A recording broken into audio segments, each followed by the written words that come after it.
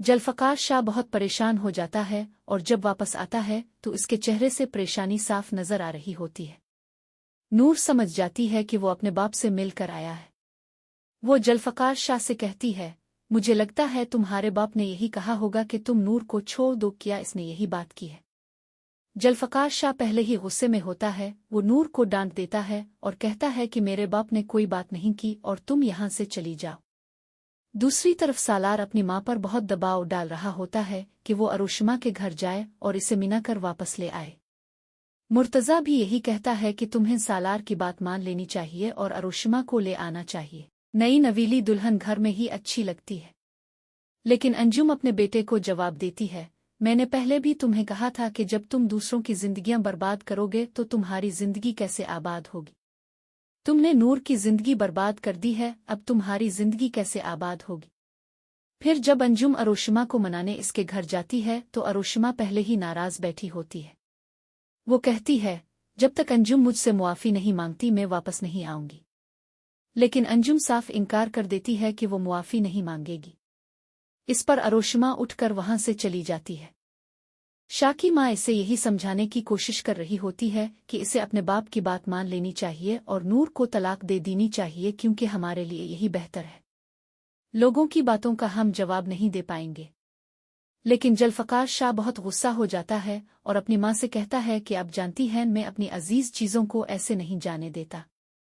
ऐसा कैसे हो सकता है कि मैं नूर को जाने दूं? मैं कभी ऐसा नहीं करूंगा।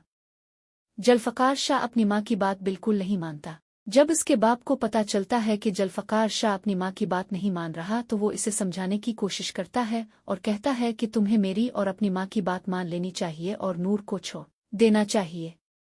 वो कहता है कि पहले भी जब तुमने हूर से शादी की थी तो मैंने तुम्हें मना किया था, लेकिन तुमने मेरी बात नहीं मानी। और अब जब तुमने नूर से शादी की है तो मैंने बहुत शोर मचाया, लेकिन तुमने मेरी बात नहीं सुनी। इसलिए हमारे और तुम्हारे लिए यही बेहतर है कि तुम नूर को छोड़ दो। अंकल ने क्या कहा है? यकीनन उन्होंने मुझे छोड़ने को कहा होगा। मैंने कहा है कुछ नहीं। क्या तुम ये जवाब दोगे कि मैंने इस लड़की से सिर्फ इसलिए शादी की है क्योंकि इसकी शक्ल मेरी पहली बीवी से मिलती थी? तुम तो किसी के इस्तेमाल शुदा चीज को देखते तक नहीं थे, अब तुम्हारी गैरत कहाँ गई? जो दूसरों के घर बर्बाद करते हैं उनके अपने घर आबाद नहीं होते। तुमने ऐसी लड़की से शादी की है जो किसी और के बच्चे की मां बनने वाली है। मैं उन्हें गैर अहम समझकर खुद से दूर जरूर कर देता हूं। अब बात को क्यों बढ़ा रही है? मुझे तो समझ नहीं आ रही कि आप लोग इस बात को इतनी अहमियत क्यों दे रहे हैं। इफ्तार की बात मान लो, इसके अलावा कोई और हल नहीं है।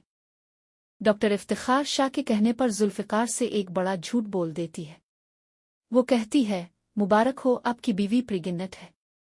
ये कहकर डॉक्टर वहां से चली जाती है, लेकिन ये बात सुनकर जुल्फ़िकार के पैरों तले जमीन निकल जाती है। वजह यह थी कि नूर ने इसे पहले बताया था कि इसके और सालार के दरमियान कभी मियाँ बीवी वाला रिश्ता कायम ही नहीं हुआ। अब जुल्फ़िकार के ज़हन में यही सवाल गूंजने लगता है कि अगर ऐसा था तो नूर हमला कैसे हो सकती है। बहरहाल अब नूर जुल्फ़िकार की बीवी बन चुकी होती है और जुल्फ़िकार उससे सच्ची मोहब्बत भी करता है। इसीलिए वो दिल ही दिल में फैसला कर लेता है कि चाहे कुछ भी हो जाए वो नूर का साथ देगा और उसका ख्याल रखेगा।